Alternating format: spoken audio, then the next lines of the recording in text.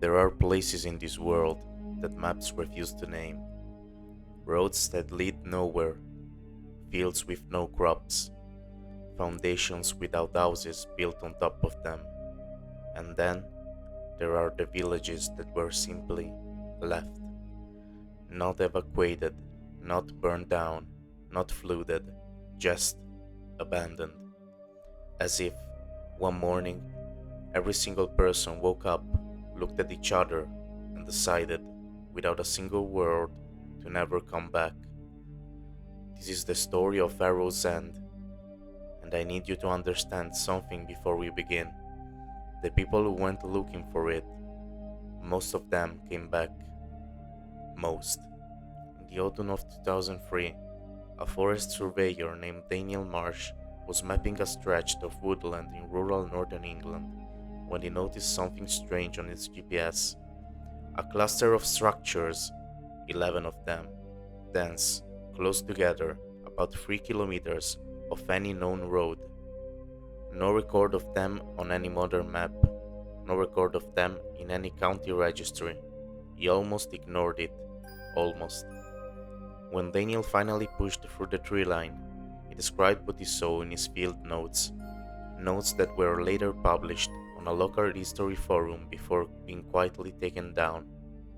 The village was intact. That was the first thing that unsettled me. Not ruins, not rubble, just intact. 12 stone cottages arranged around a central square, thatched roofs, partly collapsed, but the walls standing. A well in the center, a church without a steeple at the north end. The doors were all open, not broken open, not rotted off their hinges. Open, like someone had gone through each one in turn and left them that way on purpose. Daniel took photographs, he measured, he was true professional. But there was one detail he kept returning to in his notes, one thing he mentioned 3 separate times, as if he couldn't quite process it. There were no birds, no fewer birds, not quite birds, no birds at all. In a dense stretch of English woodland, in October, complete silence.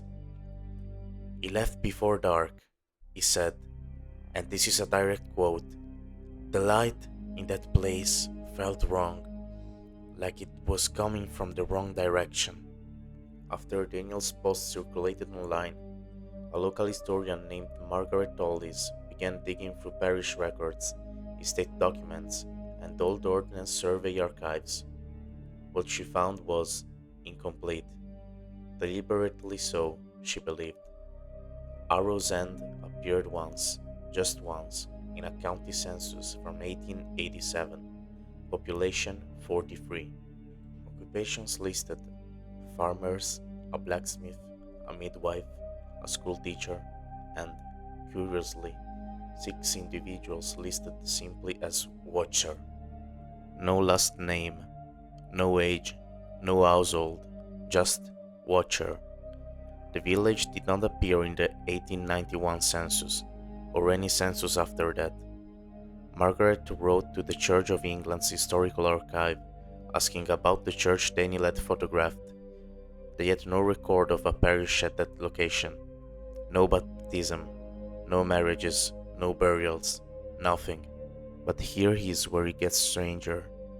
In a collection of private letters held at the university library, letters written by a local landowner in the 1880s, Margaret found a single passing reference to the village in the hollow. I do not ride past it at night. The men there keep hours that no Christian should keep, and they watch the road in a way that makes their horses uneasy. That was it. One sentence, no explanation, no follow-up. The landowner was found dead in his study in 1889. The official cause? Heart failure. He was 31 years old. In 2011, a group of urban explorers, 4 of them, went looking for Arrow's End after finding Daniel's original post on an archived website. They found it. Their footage was uploaded to a now deleted YouTube channel. I've reviewed what survives, screenshots, description from people who watched it before it was removed. The village looked exactly as Daniel had described. 8 years later, nothing had changed. No further decay, no animal activity, no vandalism.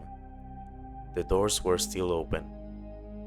In the footage, one of the explorers, a woman named Claire, walks into the largest cottage. The camera follows her. The inside is furnished, roughly, simply, but furnished. A table, chairs, shelves with clay jars, a fireplace, cold, and on the table, plates, 4 of them, set for a meal, with what appears to be food on them.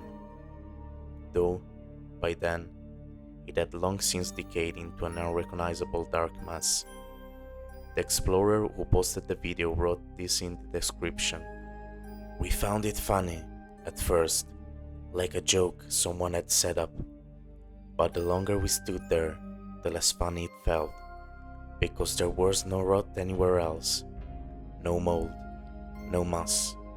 It was like the inside of that cottage existed in a different kind of time."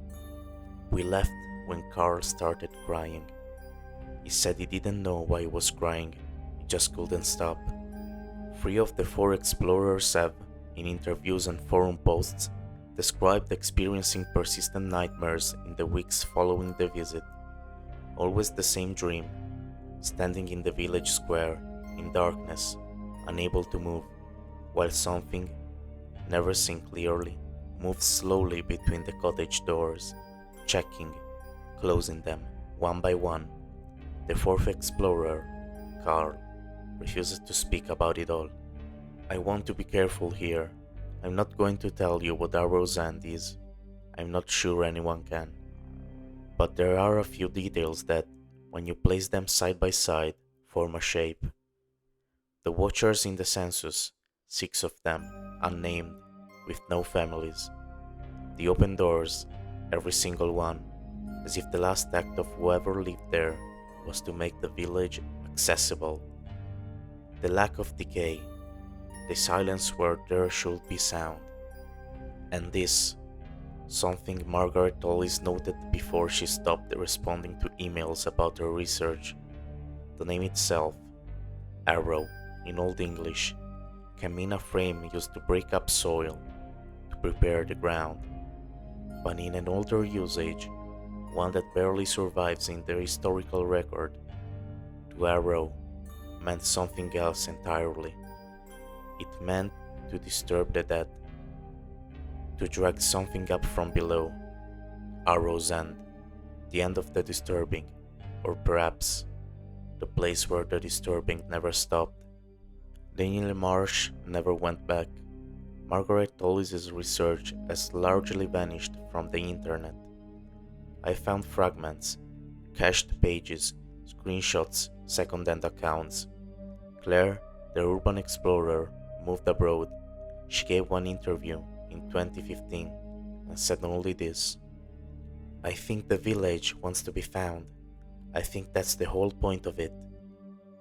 I don't know what's out there in that stretch of woodland. I don't know what the watchers were watching for, or whether they ever stopped. But I do know this: there are places that stay with you, that follow you home in the dark, that sit at the edge of your vision when the room gets quiet. Arrow's End is one of them. If you've ever felt like summer wasn't quite right, like the light was coming from the wrong direction, like the silence was too full, maybe you'll understand why Daniel wrote those field notes 3 times. Maybe some things just need to be witnessed, even if witnessing them is exactly what they wanted. Sleep well,